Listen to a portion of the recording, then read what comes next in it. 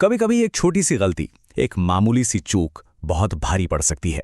आज हम एक ऐसी ही कहानी के जरिए समझेंगे भारतीय न्याय संहिता की धारा 26 को और जानेंगे कि कैसे एक लापरवाही एक गंभीर अपराध का रूप ले सकती है।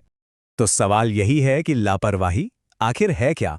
क्या ये सिर्फ एक भूल है या फिर कानून की नज़र में ये एक जुर्म भी है? चलिए इस सवाल का जवाब ढूंढते हैं एक कहानी के साथ। तो हमारी कहानी की शुरुआत होती है एक ऐसी घटना से जो शायद हमें और आपको बहुत आम लगे, पर इसके जो नतीजे थे वो बिल्कुल भी आम नहीं थे। सोचिए, एक छोटे से शहर की एक आम सी सड़क है। उस पर अहमद नाम का एक नौजवान अपनी मोटरसाइकिल से जा रहा है, पर उसकी रफ्तार सामान्य से कहीं ज्यादा तेज है। शायद उसे कहीं पहुंचने की जल्दी है या बस यूं ही। और ठीक उसी वक्त रवि नाम का एक आदमी अचानक सड़क पार करने के लिए सामने आ जाता है। बस वो एक पल जब दो लोगों की जिंदगियां एक दूसरे से टकराने वाली थीं। अब होता क्या है, इतनी तेज रफ्तार में अहमद अपनी बाइक को कंट्रोल ही नहीं कर पाता और नतीजा एक जोरदार टक्कर। इस टक्कर में रवि पूरी तरह घायल हो जाता है। सड़क पे जो हुआ वो तो बस एक पहलू था। अब असली कहानी शुरू होती है अदालत के कटघरे में, जहां हर दलील और हर सबूत पर इस मामले का भविष्य टिका हुआ था। कोर्ट में सबसे पहले रवि अपनी गवाही देता है। उसका बयान एकदम साफ है। वो कहता है, साहब, अहमद की तेज रफ्तारी और उसकी लापरवाही ही मेरी इस हालत की वजह है। लेकिन जब अहमद की बारी आती है तो वो अपना बचाव करते हुए कहता है कि ये सब अनजाने में हुआ, ये बस एक गलती थी, किसी को चोट पहुंचाने का उसका कोई इरादा नहीं था। और यहीं पर मामला उलझ जाता है। तो अब सवाल ये है कि कानून ऐसी सिचुएशन को कैसे देखता है? जब कोई काम बिना जरूरी सावधानी बरते किया जाए तो क्या उसे सिर्फ एक गलती मानकर छोड़ दिया जाता है या फिर इसके लिए कोई जिम्मेदारी भी तय की जाती है?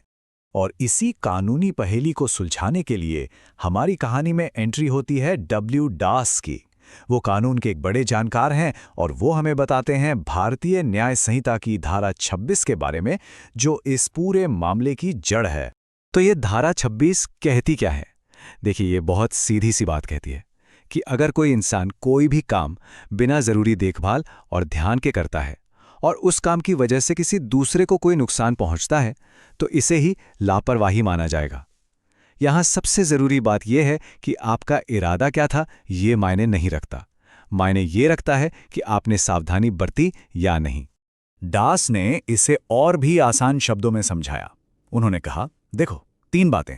पहली, हर इंसान की जिम्मेदारी है कि वो अपना काम सावधानी से करे। दूसरी, अगर वो ऐसा नहीं करता और उसकी वजह से किसी को नुकसान होता है तो तीसरी बात यह है कि कानून उसे जिम्मेदार मानेगा। बात खत्म। तो अब जब हम कानून को थोड़ा बेहतर समझ चुके हैं, चलिए वापस चलते हैं उस कोर्टरूम में जहां अहमद के केस का फैसला सुनाया जाने वाला है।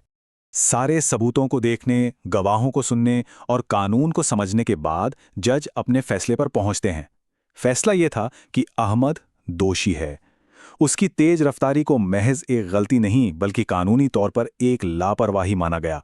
अदालत ने साफ साफ कहा कि अहमद ने 2 अपराध किए हैं। पहला, लापरवाही से गाड़ी चलाना, और दूसरा, उस लापरवाही के कारण किसी व्यक्ति को चोट पहुंचाना। और जब कोई दोषी साबित होता है तो सजा भी होती है। ऐसे अपराध के लिए कानून में जेल की सजा का प्रावधान है। भारी जुर्माना लगाया जा सकता है या फिर मामले को देखते हुए अदालत ये दोनों सजाएं एक साथ भी दे सकती है। अदालत का वो फैसला सिर्फ अहमद के लिए नहीं था। उस फैसले की गूंज में हम सब के लिए एक बहुत जरूरी सबक छिपा था। उस दिन कोर्ट में मौजूद हर इंसान ये बात समझ गया कि जिस चीज को हम अक्सर एक छोटी मोटी गलती या भूल चूक कहकर नजरअंदाज कर देते हैं, वो असल में कानून की नजर में एक गंभीर अपराध हो सकती है और उसके अंजाम भी गंभीर हो सकते हैं। और आखिर में वॉर्ड दास की कही ये बात इस पूरी कहानी का सार है कि हम में से हर किसी को अपना हर काम पूरी सावधानी से करना चाहिए। क्यों? ताकि हमारी वजह से किसी को नुकसान ना पहुंचे और हमारे समाज में एक सुरक्षा और व्यवस्था का माहौल बना रहे।